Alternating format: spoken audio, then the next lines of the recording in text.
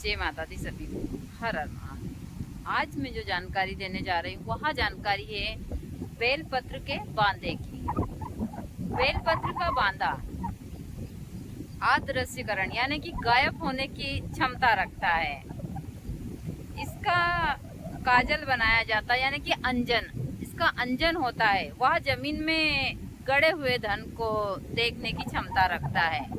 तो पूरा ब्लॉग विस्तार से देखिए। देखने के बाद में आप इस जानकारी को अच्छे से देखकर और इन चीज़ों का प्रयोग कर सकते हैं। यहाँ मेरे पास में आप देख रहे हैं, यह है बेलपत्र का पेड़। और बेलपत्र का जो वृक्ष होता है वह सावन मास में शिव साधकों के लिए किसी देवालय से कम नहीं होता है।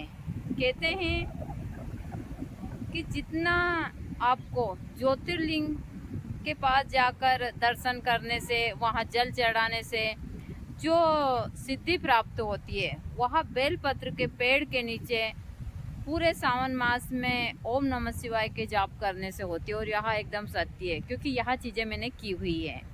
तो मैं आप लोगों को बेलपत्र के बांधे की जानकारी दे देती हूँ। आप किस प्रकार से अदृश्य हो सकते हैं मैं वह भी जानकारी दूंगी। तो बने रहिए पूरे ब्लॉग में, विस्तार से देखिए।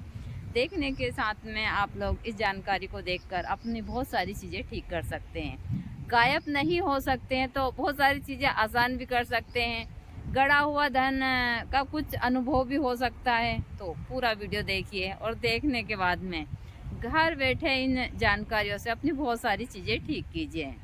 अभी हमारे यहाँ पर हल्की हल्की सी बारिश हो रही है और बारिश के साथ साथ ही बहुत ही सुंदर दृश्य है हमारे यहाँ का। मैं हमेशा बताती हूँ कि जहाँ हम रहते हैं वहाँ माँ प्रकृति की कृपा है और मेरा जीवन इसी प्रकार व्यतीत होता है। यह चीज़ें भी, और मैं जितनी हो सकती है आप लोगों को इन चीज़ों की जानकारियाँ देती रहती हूँ। तो मैं आप लोगों को विस्तार से मंत्र सहित इसकी जानकारी दे देती हूँ। बिलपत्र के बांधे को कब लेना है, किस प्रकार इसका उपयोग करना है और कब इसको धारण करना। वृक्ष बिलपत्र का वृक्ष के नीचे यदि आप पूरे सावन मास में साधना करते हैं तो बहुत ही जबरदस्त फल की प्राप्ति होती है। और एक शिव साधक के लिए तो यह वृक्ष बहुत ही चमत्कारी प्रभाव दिखाता है। मैंने देखा है, मैंने कई साल इसके नीचे बैठकर साधना की है। तो आज मैं इसके बांधे की जानकारी दूंगी आप लोगों को और सारी चीज़ें विस्तार से दूंगी। तो बने रहिए पूरे ब्लॉग में, विस्तार से ब्लॉग देखिए और पूरी जानकारी देखिए कि इसकी अंजन बनाकर आप ज़मीन में गड़ा हुआ धन कैसे खोज सकते हैं। आप इसके काजल से अदृश्यकरण की क्षमता कैसे प्राप्त कर सकते हैं। ऐसी बहुत सारी चीज़ें हैं। तो आज मैं आप लोगों को इसी चीज़ की जानकारी दूंगी। और यहाँ अर्जुन का वृक्ष है, अर्जुन के वृक्ष और इसके बांधे के बारे में भी बहुत सारा हमारे ग्रंथों में उल्लेख है। इसके बारे में भी मैं पूरी जानकारी दूंगी। तो यहाँ हमारे ऐसे तो यहाँ जड़ी बूटियों में बहुत सारी चीज़ों में काम आता है, सबसे ज़्यादा या अटैक वाले मरीज के लिए। तो मैं हमेशा आज मैं आप लोगों को जो जानकारी देने जा रही हूँ वह जानकारी है बिलपत्र के बांधे की। बिलपत्र का बांधा, जैसा कि मैंने बताया कि यह अदृश्यकरण की क्षमता रखता है। हमारे यहाँ बहुत तेज हवा चल रही है, मैं छत के ऊपर आई हूँ तो तेज हवा के कारण थोड़ी आवाज़ आपको मेरी झर्रा रही होगी। तो बिलपत्र का बांधा अदृश्यकरण की क्षमता रखता है। इसका काजल बनाते हैं, वह काजल जमीन में गड़े हुए धन को देखने की क्षमता भी रखता है। अदृश्यकरण मतलब गायब होना। सावन के महीने में सोमवार के दिन अश्वनी नक्षत्र पड़े, उस दिन आप एक दिन पहले बिलपत्र के बांधे को निमंत्रण दीजिए।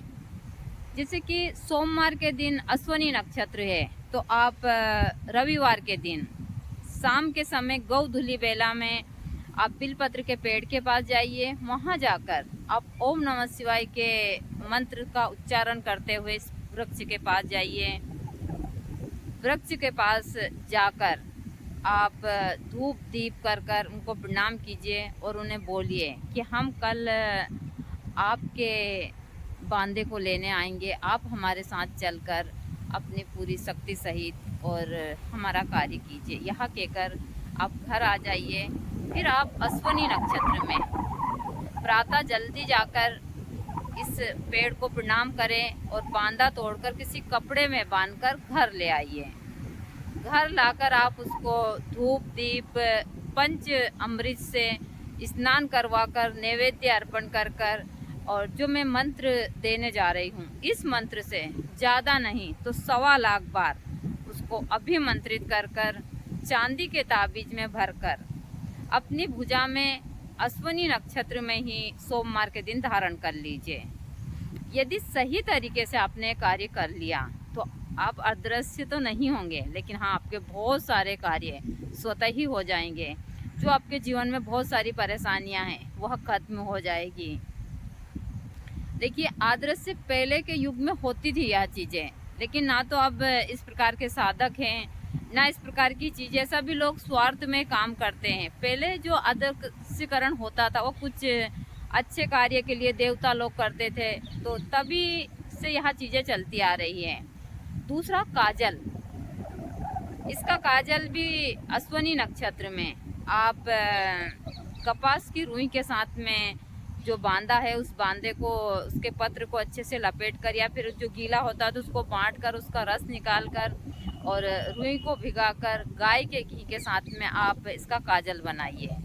जब तक काजल बनता है पूर्व दिशा में आपके मंदिर में बैठकर ओम नमः शिवाय के मंत्र से उसको अभिमंत्रित करिए।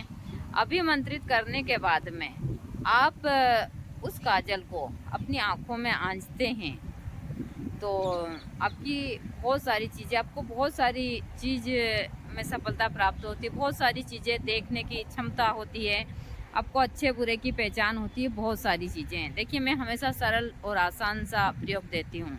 मंत्र एकदम सरल है, मंत्र जो मैं आप लोगों को हमेशा देती रहती हूँ, क्योंकि जो यह अघोर मंत्र है यह भोलेनाथ का ही मंत्र है। यदि सावन मास में आपने बिलपत्र के पेड़ के नीचे 1.25 लाख बार इस मंत्र का उच्चारण कर लिया तो भोलेनाथ की कृपा से आपके सारे कार्य स्वतः हो जाते हैं। मैं इसके बारे में हमेशा बताती हूँ। एकदम सरल और बहुत आसान सा मंत्र है, यह आपके बहुत सारे कार्यों में काम। ओम ओरेभ्यो तो घोरेभ्यो घोर घोर तरेभ्यो तरेभ्यो सरसरेभ्यो नमस्ते अस्तु रुद्र रूपेभ्यम नमः। यह अघोर मंत्र है। इस मंत्र को यदि आपने सिद्ध कर लिया तो आपके बहुत सारे काम स्वतः ही हो जाते हैं। यह चीज़ें मैं हमेशा बताती हूँ। हल्की हल्की बारिश हो रही है और बारिश के साथ ही इसी प्रकार का यहाँ का दृश्य है, तो मैंने आप लोगों को मंत्र भी दे दिया। सारी चीज़ें, इन चीज़ों को कर कर अपने जीवन को आप सुखी कर सकते हैं।